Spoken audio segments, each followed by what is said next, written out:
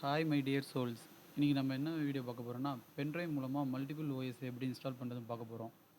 அது வந்து எப்படி பண்ணுறதுன்னு இப்போ நம்ம பார்க்கலாமா? வாங்க வீடியோக்குள்ளே போகலாம்.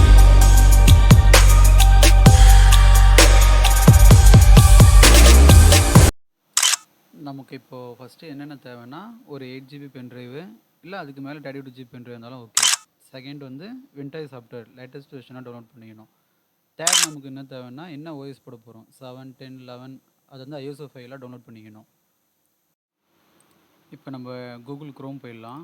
கூகுள் க்ரோம் போயிட்டு அதில் வென்டாய் சாஃப்ட்வேர் டவுன்லோட் அப்படின்னு கிளிக் பண்ணால் இந்த பேஜ் போகும். நமக்கு டவுன்லோட் வென்டாய் அப்படின்றத கிளிக் பண்ணிக்கங்க.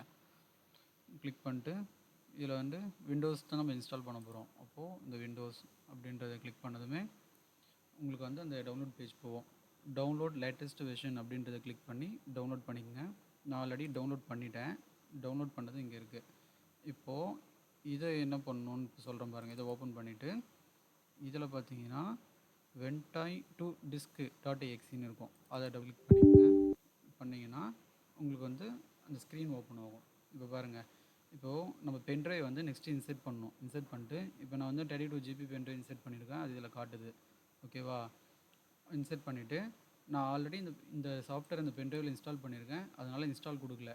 நீங்கள் வந்து ஃப்ரெஷ்ஷாக என்ன பண்ணுங்கள், இந்த பென்ட்ரைவ் இன்செர்ட் பண்ணிட்டு இன்ஸ்டால் கொடுத்துங்க. கொடுத்ததுக்கப்புறம் உங்களுக்கு என்ன ஆகும் அப்படின்னா, இந்த மாதிரி வந்து 2 டிரைவாக க்ரியேட் ஆகும். வென்டாய்